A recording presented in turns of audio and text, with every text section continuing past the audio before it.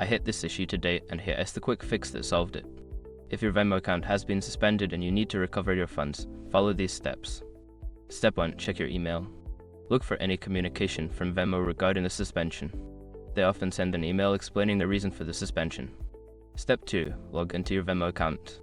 Try to log into your Venmo account to see if there are any prompts or messages that provide further instructions. Step 3. Contact Venmo support. Reach out to Venmo's customer support through the app or their website. Provide them with your account details and explain your situation. Step 4. Verify your identity. Be prepared to verify your identity. Venmo may ask for personal information or documents to confirm you are the account holder.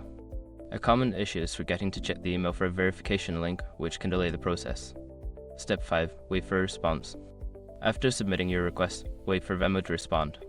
This can take a few days, so be patient. Keep an eye on your email for updates.